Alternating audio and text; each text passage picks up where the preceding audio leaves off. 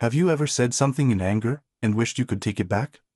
Have you ever reacted so quickly that afterward, you wondered, why did I do that? You're not weak because you feel anger. You're not undisciplined because emotion shows up. No, my friend, it means you're human. But the moment you react without reflection, that's when you lose your power. That's where so many of us fall short, not in feeling too much, but in acting too soon. Because the Stoic, he doesn't try to kill what rises within him. He doesn't punish himself for being human. Instead, he trains for the space between the feeling and the response. Because that space, that single heartbeat between impulse and action, is where all the power lives. It's where your life can change direction. In that pause, in that breath, in that quiet, sacred moment of restraint, everything that might have gone wrong can be rewritten. Most people never reach that space. They live entirely in reaction, letting their first emotion become their first move. But that's not wisdom, that's not strength, that's programming, that's a lifetime of habits speaking louder than consciousness. And you, my friend, were not born to be a slave to your impulses. You were born to train them, to pause long enough to see clearly, to respond, not explode, to speak truth, not tension, to choose actions that reflect who you want to become, not just what you feel in this fleeting moment. In this episode, we'll explore the hidden power of the pause. Why it isn't a sign of weakness, but a weapon of wisdom. You'll learn how to train that narrow space between stimulus and response, and why, in a reactive world, your stillness becomes your greatest advantage. Because the pause, that sacred breath between what happens to you and what you choose to do, that's where wisdom lives. It's not in the moment you feel anger that your character is tested. No, it's in the moment after. That thin sliver of time between the spark of emotion and your reaction. That's where your power waits quietly. That's where wisdom either enters or escapes. And it's in that space, that sacred pause, where the Stoic builds his freedom. Because the one who can pause, even for a single breath, controls not just the situation, but himself. Most people move so fast they don't even realize they have a choice. The insult comes, and the words fire back. The frustration rises, and the door slams. The disappointment hits, and the blame gets thrown. But a life lived like that, in automatic mode, is a life ruled by impulse, not intention. The Stoic refuses that way of living. He knows that the quality of his life is shaped by the quality of his responses. And every response begins in the space he chooses to create. The pause, it's not about inaction. It's about conscious action. It's not hesitation rooted in fear. It's stillness rooted in clarity. That brief window where you ask yourself, what am I feeling? Why am I feeling it? And what would the best version of me choose to do right now? That kind of wisdom doesn't come in the rush. It comes in the pause. And the more you practice it, the more you strengthen that reflex of calm discernment, that muscle of quiet power. Think of someone you admire. Someone calm under fire, composed under pressure. They're not cold nor detached. They've simply learned to build a gap between what they feel and what they do. That gap, that sacred pause, is discipline. It's self-respect. It's the result of inner training, not reacting like everyone else, but responding like someone who's done the inner work. Marcus Aurelius once wrote, if you are disturbed by anything external, the pain is not due to the thing itself, but to your estimate of it, and this, you have the power to revoke at any moment.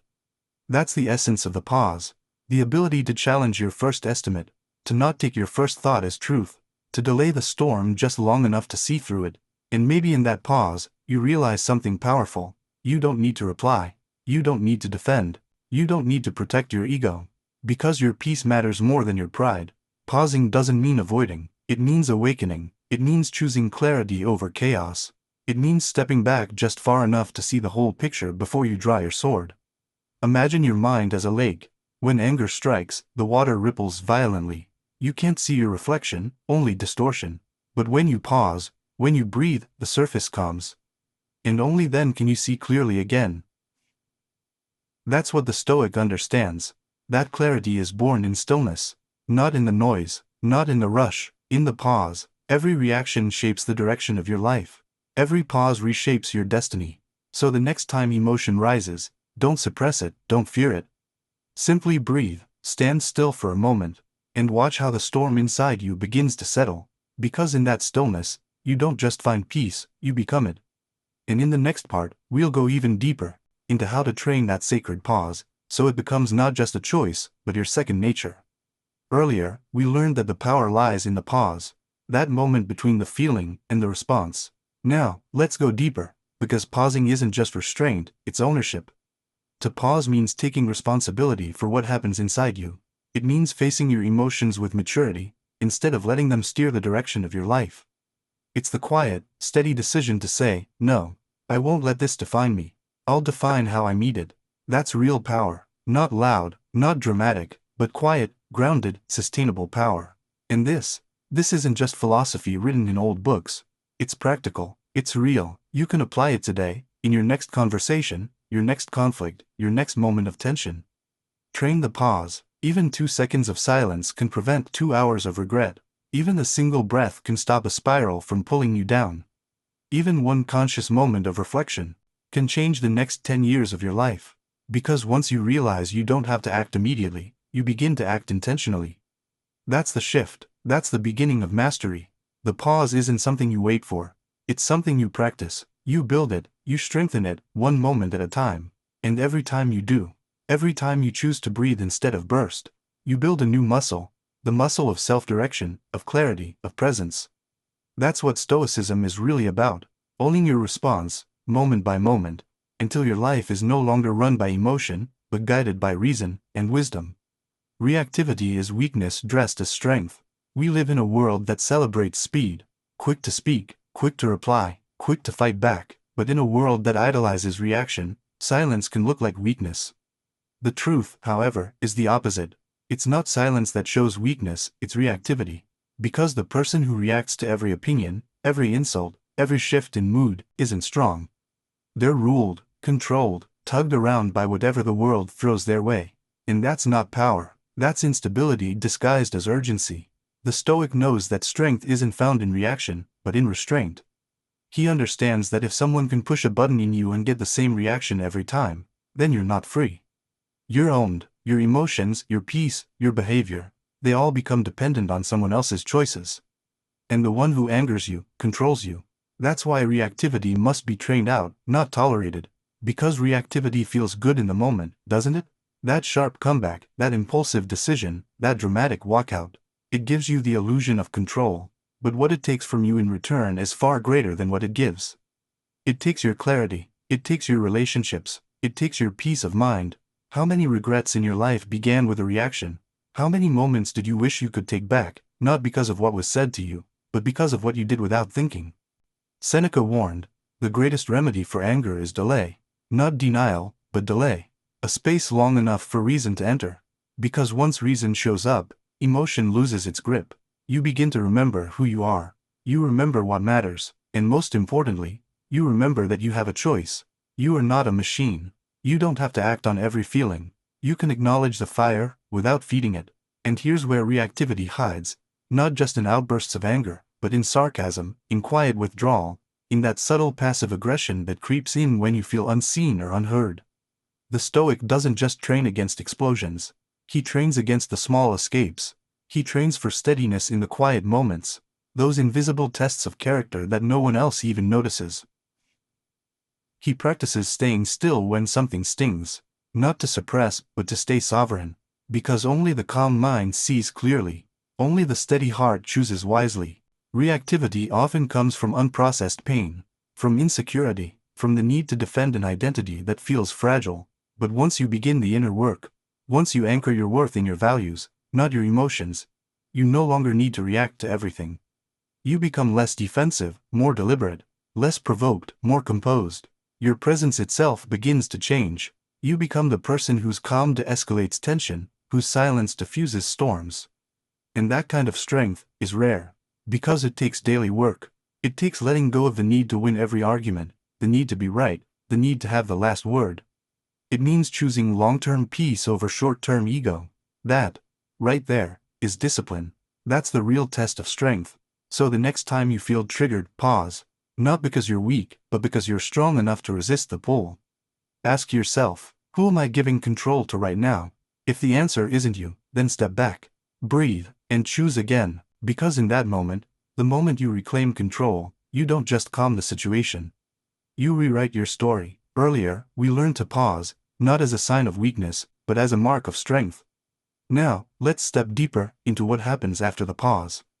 Because the reaction may feel justified, but that doesn't make it wise. Don't confuse emotional speed with strength. True power is the ability to stay still when everything inside you screams to move. To stay quiet when every cell in your body wants to speak. To stand firm when your mind urges you to fight back. That, right there, is the kind of control the Stoic trains for. Not control over others, but mastery over himself. And that kind of control, that calm authority, can change a life, because time clarifies emotion. In the heat of the moment, every feeling feels absolute. Anger feels righteous, offense feels personal, disappointment feels final, like a verdict written in stone. But when you give those emotions space, when you give them time to breathe, something powerful begins to happen. They soften, they shift, they reveal their true shape. Emotion, in its rawest form, is rarely accurate. It's a signal, yes, but not a sentence. It's like smoke, it shows there's a fire, but not where it burns. It needs time to settle before it can tell the truth. How often have you said something you regretted just minutes later? How often did a moment feel like disaster, only to seem trivial by the next morning? That is the quiet power of time. Time doesn't erase what's real. It filters what's false, and if you learn to wait, not forever, just long enough, you'll see beneath the storm. You'll see the need beneath the anger, the fear beneath the defense, the story you were telling yourself that may not have been completely true. The Stoics knew this well. That's why they trained themselves not to trust the first wave. Marcus Aurelius reminded himself every day. You have power over your mind, not outside events. Realize this, and you will find strength. And that includes power over the timeline of your reaction. You don't owe anyone an immediate reply. You don't owe your emotions the stage the very moment they arrive. What you owe yourself is clarity. And clarity needs time. The moment you feel something strong, anger, sadness, betrayal, ask yourself, would I still feel this tomorrow? If the answer is no, pause. Sit with it, don't suppress it, explore it, let it breathe, because when you allow an emotion to settle, it begins to speak more honestly. And more often than not, it whispers a truth you didn't expect. This wasn't about them, this was about you. That's the gift of time. It shows you what's truly yours to own. And this is especially crucial in relationships. A harsh word spoken in anger can leave scars that take years to heal. A decision made in frustration can destroy something you've spent months, even years, building. But time gives you a second chance. It gives you the space to respond in a way that reflects your values, not just your mood.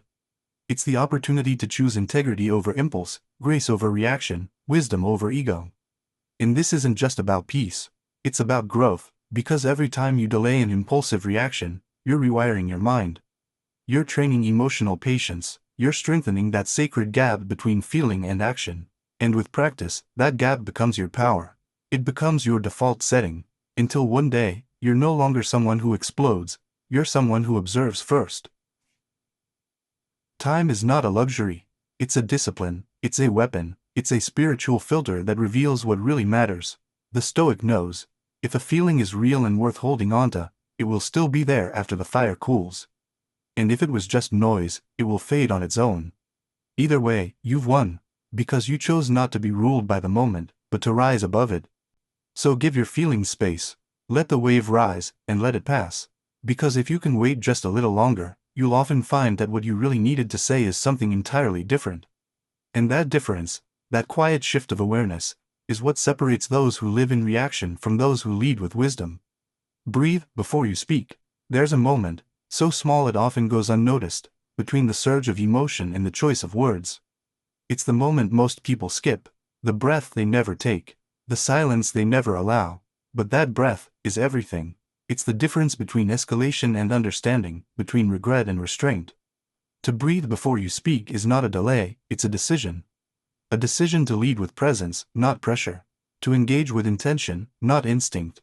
Breathing doesn't just calm the body, it resets the mind. It tells your nervous system, I'm safe, I'm not in danger, I can choose instead of react. And in that calm, you become capable of something most people miss entirely, the ability to see clearly, to respond with grace, to speak from wisdom, not from the storm.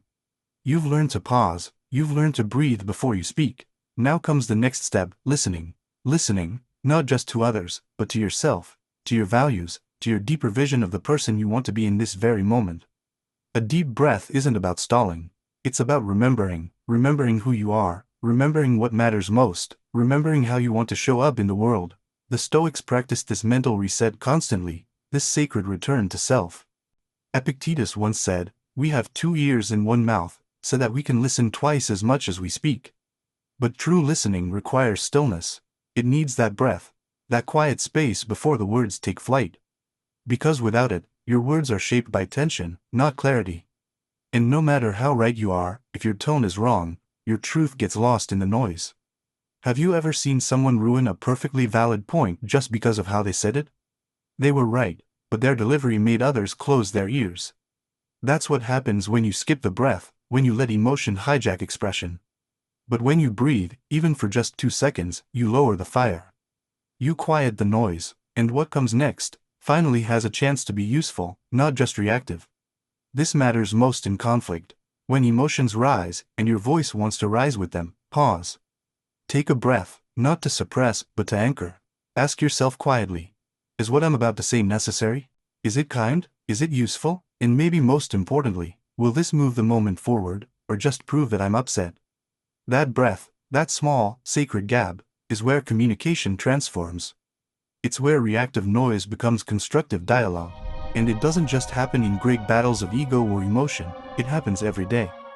In meetings, in conversations with family, in moments of disagreement when the temperature of emotion begins to rise.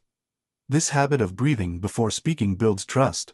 People begin to feel that when you speak, you've thought, you've considered, you've tempered emotion with wisdom, and in a world of impulsive replies and constant noise, that kind of presence commands quiet respect.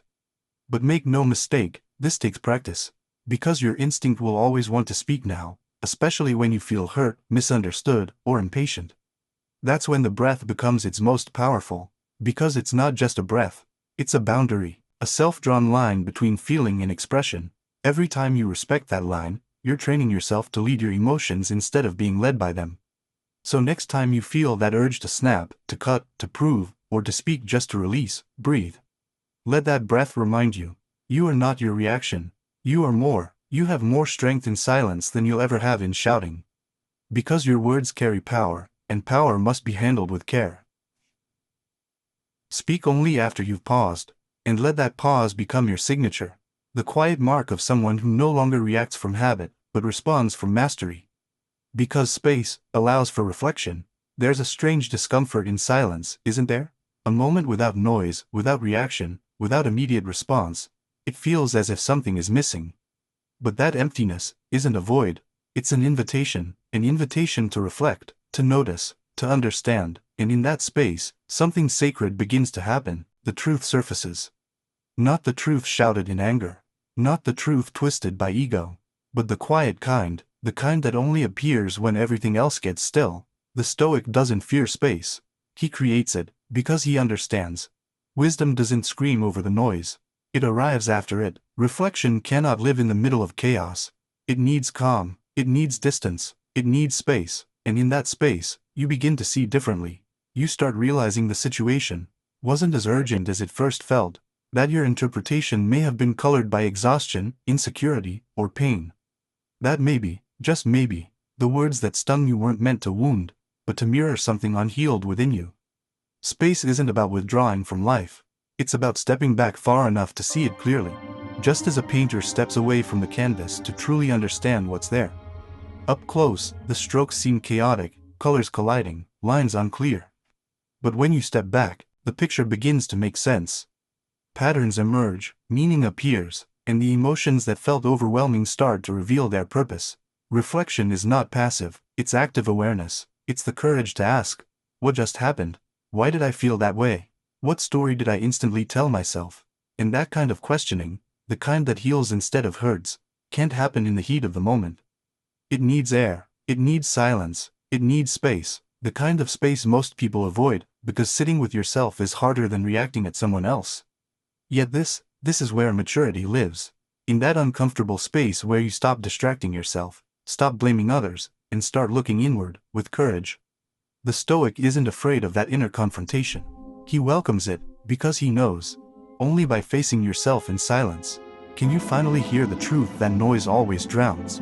He welcomes reflection, because he knows that the person who can look inward with honesty can also choose outwardly with wisdom, and every wise choice builds something priceless.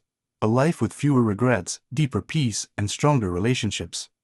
Because inner reflection doesn't just calm the mind, it opens the heart. It creates empathy. When you truly sit with yourself, you begin to see not just your own pain, but theirs.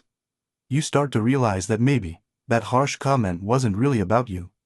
Maybe they spoke from their own fear, their own exhaustion, their own unhealed frustration. And in that clarity, you don't have to excuse their behavior, but you can choose your response. A response not rooted in ego, but in understanding. But this practice, this inner spaciousness, takes intention. Because we live in a world that's always rushing, always scrolling, always reacting. To live wisely, you must choose to create space. It may mean walking away from a conversation before replying. It may mean journaling before deciding. It may mean sitting in nature with your phone turned off, doing what seems like nothing. But in truth, you're doing everything. You're giving your mind the oxygen it needs to breathe, to think, to see. Seneca once wrote, "We suffer more in imagination than in reality." And he was right, because most of our pain doesn't come from what is, it comes from what we imagine. We rarely pause long enough to separate the two. But in reflection, imagination slows. Reality sharpens. You begin to respond not from fear or assumption, but from grounded clarity. So honor the space. Don't rush to fill every silence with noise. Don't rush to fill every gap with half-formed reactions. Let there be distance between what happened and how you respond, because in that space, you will meet a version of yourself you can actually trust. The version that sees clearly, understands deeply, and acts from wisdom, not impulse. Stillness creates better choices. When your mind is reactive, your choices shrink. Everything feels urgent, everything feels personal, everything demands action now. But in stillness, real stillness, the opposite happens. Your world expands, the noise fades, and suddenly, you begin to see options. You start to notice not only what you can do, but what you should do. And that difference, between reaction and response, is the sacred space where character is built. Most people rush into decisions, not because they know what they're doing, but because they're uncomfortable with not knowing. They fear the pause, they fear stillness, they fear appearing slow, uncertain, indecisive. But the Stoic understands that speed does not equal wisdom. Stillness, even if it lasts just a moment, gives the mind room to return to itself. To detach from emotion, to reconnect with values, to remember what truly matters. And in that quiet, you can finally see the whole picture. When something goes wrong, your instincts might scream, "Fix it now. Say something, do something," but stillness asks softer questions. Is this the right thing to say? Is this the right time to act? Is my motivation clear, or is it just my ego trying to survive? These questions don't appear in chaos. They emerge only in calm, and if you never train calm, you'll always be a slave to urgency. Think of stillness like the surface of a lake. When the waters are stirred, the reflection is distorted. You can't see what's real, but when the surface settles, truth appears. You can look into the water, and finally see yourself. That's what happens when the mind stops thrashing in reaction and starts holding steady. You begin to see, not just feel. You begin to choose, not just react. And those better choices, they don't just bring peace. They bring power, because they lead to better conversations, stronger relationships, fewer regrets. They keep you from burning bridges, from saying what can't be unsaid, from doing what can't be undone. In stillness, you act from principle, not pressure. You speak from intention, not irritation. You move with clarity, not confusion. Marcus Aurelius once wrote, "Nowhere can man find a quieter or more untroubled retreat than in his own soul." That retreat, that stillness, is not some mystical escape. It's a decision, a pause before a reply, a walk before a confrontation, a breath before an argument. It's the discipline of holding back, not to avoid life, but to enter it more skillfully. And stillness does not mean passivity. It means preparation. It means letting your emotions settle, so your actions rise from truth, not tension. It means refusing to let other people's chaos become your state of mind. It means creating a calm core within you, a quiet strength that no storm can shake. And from that center, you begin to choose. From that calm center, you begin to move, not reactively, but powerfully. And yes, it's hard, especially in a culture that worships speed, instant replies, instant results, instant everything. But the cost of speed is often depth. And the one who's always rushing rarely makes wise moves, just fast ones. The Stoic understands something timeless. The most powerful move is not always the fastest. Sometimes it's the one that waits, the one that listens, the one that breathes, the one that pauses just long enough to make a decision rooted in wisdom, not insecurity. So train stillness. Don't wait for it, create it. Create it in your conversations, in your mornings, in your moments of reaction. Choose to sit with discomfort until clarity rises on its own, because the best choices aren't forced, they're discovered. And only stillness gives you the vision to find them. The pause is power in motion. It sounds like a contradiction, doesn't it? How can something so still, so quiet, be a kind of motion? But that's the paradox the Stoic trains for. Because the moment you pause, you're not stopping the movement of life. You're redirecting it. You're reclaiming the wheel from your emotions, your ego, your old patterns and conditioning. And in that redirection, you regain your authority. You begin to move again, not just quickly, but consciously. You replace force with flow. The world will tell you that constant movement is progress, that doing something, anything, is better than waiting. But movement without direction is just noise. It's frantic energy that keeps you looking busy, without getting you anywhere meaningful. A pause, on the other hand, is intentional motion. It's the sacred space where you ask, what kind of movement do I truly want to create? Because not every response builds, some destroy. Not every word heals, some scar. This is why the Stoic never confuses action with progress. He knows that the strongest moves don't begin in impulse. They begin in clarity, and that clarity is found in the pause, not in the pressure. When you pause, you access your deeper self, the calm version of you, the grounded version, the version capable of choosing power over panic. Think of a skilled martial artist. They don't swing wildly at every opening. Their strength lives in their stillness, in their awareness, their anticipation, their mastery of timing. Their pause is not hesitation. It's discipline, it's precision, it's control. The same applies to life. Your pause, your stillness, is not a sign of fear. It's a sign of focus. It's the quiet discipline of someone who doesn't waste energy trying to prove anything to anyone. They choose their moment, and when they move, it counts. Seneca once wrote, "No person has the power to have everything they want, but it is within their power not to want what they don't have, and to cheerfully put to good use what they do have." That kind of perspective, that inner adjustment, happens only in stillness. Not when you're scrambling to get more, but when you're quiet enough to appreciate what already exists. That pause is power because it realigns your perception before you act. And that principle applies to everything, your speech, your decisions, your relationships. When someone criticizes you, your automatic reaction might be defensiveness. But pause, breathe, ask yourself, is there truth here? If yes, grow from it. If no, let it pass. That's power. When life throws uncertainty your way and your mind screams, react, pause again. Ask yourself, what is the most skillful response I can offer right now? That is power. When you're tempted to judge, to complain, to lash out, to post something you'll regret, pause. Return to your center. That's power. And the beauty of this practice is that it compounds. The more you choose to pause, the more natural it becomes. Until one day, you realize that stillness is not something you visit, it's where you live. You become someone whose presence alone carries weight, not because you speak loudly, but because when you do speak, every word carries purpose. Because it comes from control, not chaos. You stop being emotionally expensive. You stop making problems worse. You stop giving away your peace in exchange for being right. Because the pause, it's not passivity. It's movement inward before motion outward. It's wisdom in action. And the more you train it, the more powerful you become, not in domination over others, but in dominion over yourself.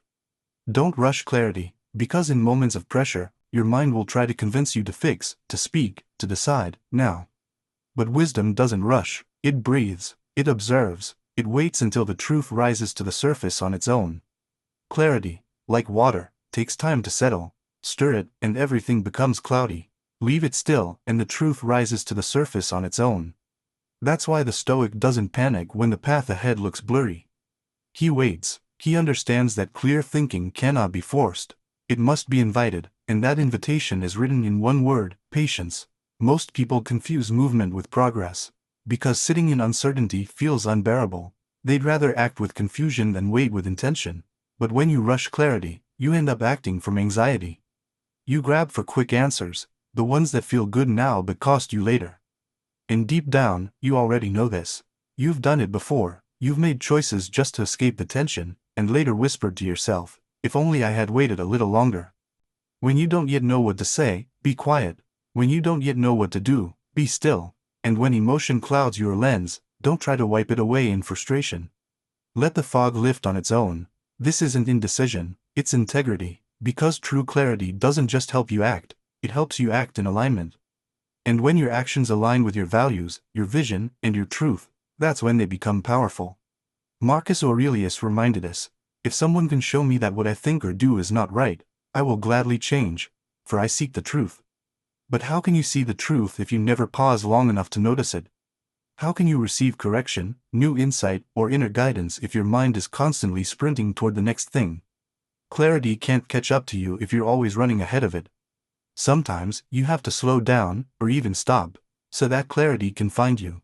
And in that waiting, something else begins to grow: trust. A quiet trust in yourself.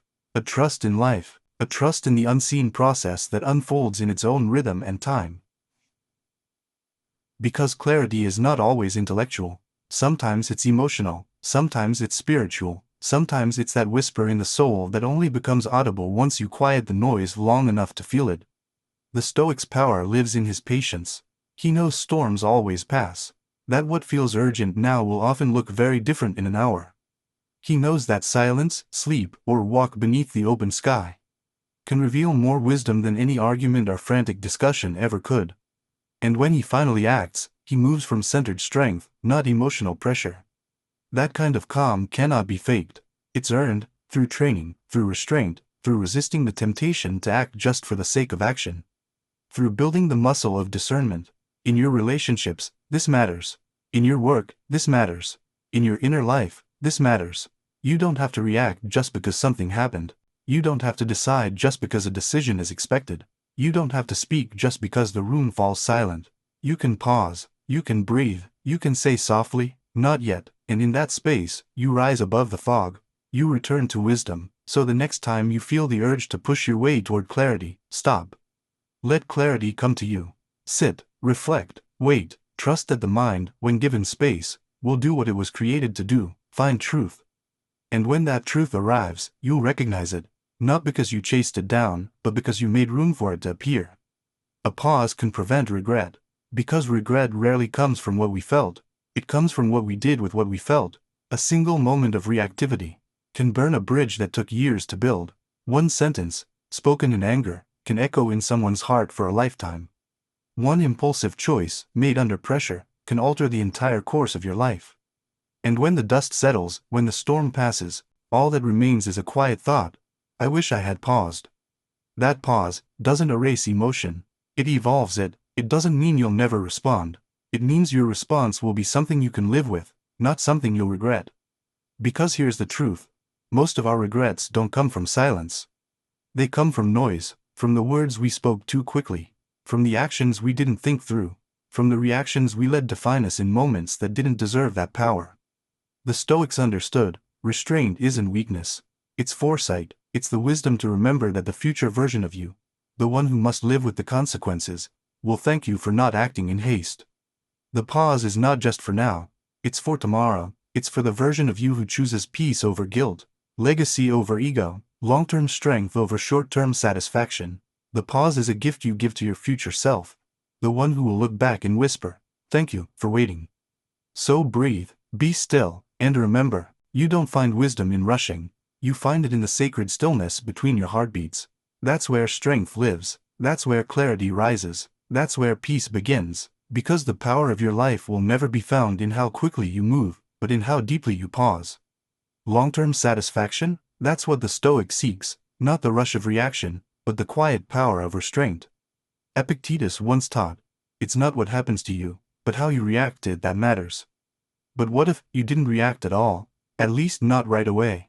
What if you allowed the first wave to crash, without feeling the need to ride it? What if you held your tongue, not out of fear, but out of discipline? That is the kind of power that prevents damage. That's the kind of awareness that rewrites your story, one you'll be proud to tell later. Sometimes, all it takes is 5 seconds. 5 seconds between the thought and the action. 5 seconds to ask yourself quietly, will I regret this tomorrow? And if the answer is maybe, you already have your answer. That pause becomes your protection. It becomes the invisible shield that keeps a bad moment from becoming a bad memory. In relationships, this matters deeply. Think of all the arguments that didn't have to happen, all the moments when walking away, taking a breath, or choosing silence could have softened everything. The more we react, the more we create wounds. The more we pause, the more we protect peace. Not just ours, but theirs too. But here's the deeper truth. Pausing doesn't just prevent regret. It builds character. Every time you choose not to lash out, not to fire back, not to act just because the feeling is strong, you become stronger. More centered, more in control, and that strength, no one can give it to you. You earn it. Through practice, through restraint, through the quiet discipline of saying, not yet, let me sit with this first. So when emotion rises, when your tongue burns to speak, when pain demands action, pause. Not because silence is always right, but because regret is heavy and peace is light. Because in that tiny space between impulse and integrity, you get to choose who you are. Train the reflex of restraint. You don't rise to the level of your intentions, you fall to the level of your training. And if you haven't trained restraint, then in moments of stress, frustration, or conflict, you will fall. The Stoic doesn't wait for life to test his composure. He builds it daily, not because it's easy, but because he knows that a single powerful reflex, restraint, can protect everything he values. Most people think restraint means holding back, but in truth, it's a form of intelligent control. It's not the absence of power, it's power refined. It's a muscle, and like any muscle, it grows stronger with repetition. Every time you resist the urge to react emotionally, every time you breathe before responding, every time you choose reflection over explosion, you are training yourself to be unshakable under pressure. And that strength makes you unshakable. Restraint doesn't mean weakness. It doesn't mean silence forever. It means you wait until the emotion passes, until clarity returns, until your response reflects your values, not your volatility. It's the difference between reacting from pain and responding from principle, between fueling chaos and creating calm, and in that difference lies everything. Your peace, your dignity, your long-term influence. Think of the greatest leaders, thinkers, and teachers. Their presence wasn't loud, it was measured. Their power didn't come from shouting, but from restraint. They knew when to speak, and when to wait. Their strength wasn't in how fast they acted, but in how thoughtfully they did. That kind of control is magnetic. It commands respect. It makes people listen, because behind every word, there is weight, and behind every silence, there is wisdom. Marcus Aurelius, in his moments of deepest turmoil, didn't reach for revenge, he reached inward. He trained himself to remain still when everything around him demanded motion. That's restraint, that's power, not to suppress what you feel, but to rise above it. Not to ignore injustice, but to respond in a way that brings change, not more fire. And you can start small, in conversations, in daily frustrations, when someone cuts you off in traffic, when someone interrupts your sentence, when irritation flares, observe, breathe, wait, not forever, just long enough to regain control, just long enough to ask, what outcome do I truly want? What would the highest version of me do right now? That's where transformation begins, not in grand gestures but in quiet, daily acts of discipline. The world doesn't need more reaction, it needs more clarity, more people who refuse to let the mood of the moment decide the direction of their life. When you train restraint, you don't just change how you act, you change who you are. You become someone who cannot be easily provoked, easily broken, or easily manipulated. You become someone whose peace is real, because it's earned. So make restraint your reflex. Not just something you remember when things go wrong, but something you live every day. And when the hard moments come, as they always do, you won't have to try to be calm. You'll already be there, not because the storm is over, but because you've become the kind of person who no longer drowns in waves. You rise above them, with silence, with strength, and with sacred composure. In a world that celebrates the loud, the fast, and the immediate, choosing to pause is an act of rebellion. Choosing silence when others shout, choosing stillness when emotions scream for movement, choosing to hold your ground not with force, but with focus. That's not weakness, that's mastery. The Stoic doesn't numb his feelings, he refines them. He doesn't deny emotion, he disciplines its expression, and in doing so, he gains something no outburst can ever give. Self-respect, peace, a life lived with intention, not reaction. Every pause, is a step toward the person you're becoming.